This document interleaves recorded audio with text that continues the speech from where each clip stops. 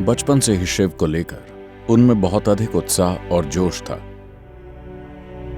बस 25 किलोमीटर दूर एक प्रसिद्ध शिव मंदिर था और उन्हें लगता था कि शिव उन्हें बुला रहे हैं, मगर अपने जीवन पर उनका अधिकार नहीं था, इसलिए वो मंदिर तक नहीं जा पा रहे थे।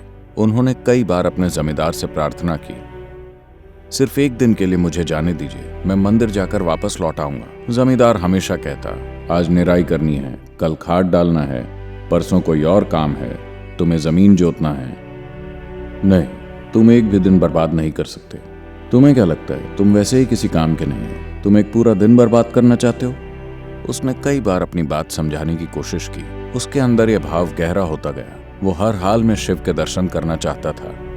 इस बार वो जमींदार के सामने एक अलग तरह के गौरव के साथ जाकर खड़ा हो गया, जिस तरह का गौरव एक बंधुआ मजदूर जानता ही नहीं, न ही उसके पास होने की उम्मीद की जाती है।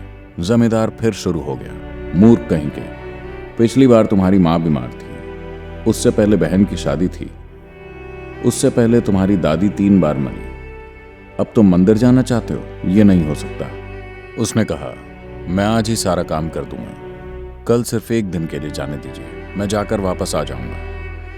फिर किसी एक पल में जमींदार ने इस व्यक्ति के अंदर इस नए गौरव, उसके अंदर स्पंदित हो रही नई ऊर्जा के सामने झुककर कहा, ठीक है, जाओ, शाम से पहले वापस आ जाना। फिर उसे एहसास हुआ कि उसने क्या कर दिया है।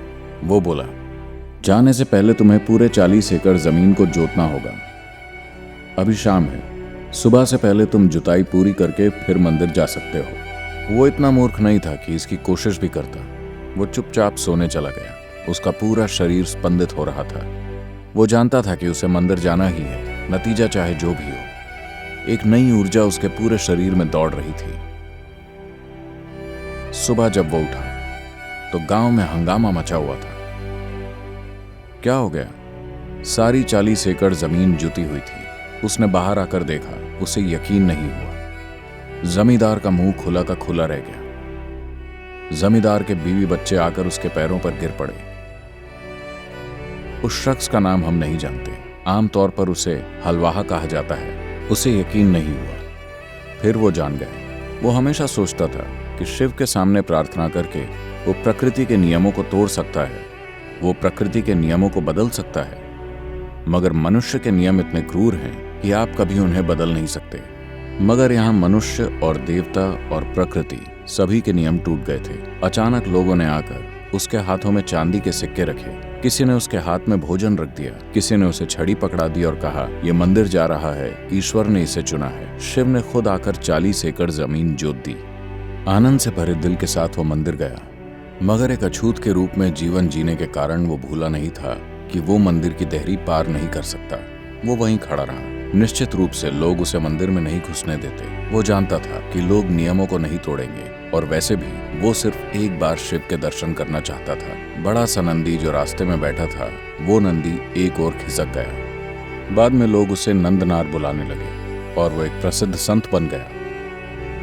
कोई उसका नाम नहीं जानता क्योंकि उसे सिर्फ हलवाहे के रूप में जाना जाता था, मगर उसका पूरा जीवन बस इसी चीज पर टिका था। आप उसे भक्त भी नहीं कह सकते, वो बस कौतूहल में था और उसने कभी कौतूहल को जाने नहीं दिया। ज्यादातर तार्किक दिमागों की ये समस्या होती है कि अगर कोई चीज आपको कौतूहल में डालती है तो आप उसकी एक मूर्खतापूर्ण व्याख्या करके उसे वहीं नष्ट कर डालते हैं। अधिकांश दिमाग कौतूहल के साथ जीने में असमर्थ होते हैं। वो आज ही उसका एक मूर्खतापूर्ण जवाब चाहते हैं और रात को सोने से पहले ही वो निष्कर्ष भी निकाल लेंगे, अरे ये ऐसा है, वो वैसा है। इस धरती के हर मूर्ख को लगता है कि वो एक वैज्ञानिक है क्योंकि उसने स्कूल में कोई पुस्तक पढ़ ली है।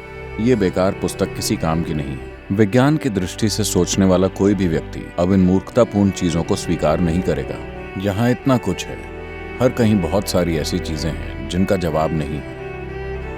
आपके पास इन सवालों का जवाब देने के लिए बुद्धि या उपाय नहीं है। इसे स्वीकार करें। वही एक ईमानदार इंसान होता है जो जानता है कि उसे उत्तर नहीं पता। वो एक ईमानदार इंसान है जो एक मूर्खतापूर्ण तार्किक जवाब खोज लेता है। वो एक मूर्ख इंसान है, मगर उसे लगता है कि वो बहुत होशियार है। बस इसी चीज की जरूरत है। आपको बस इस कौतूहल के साथ जीना है।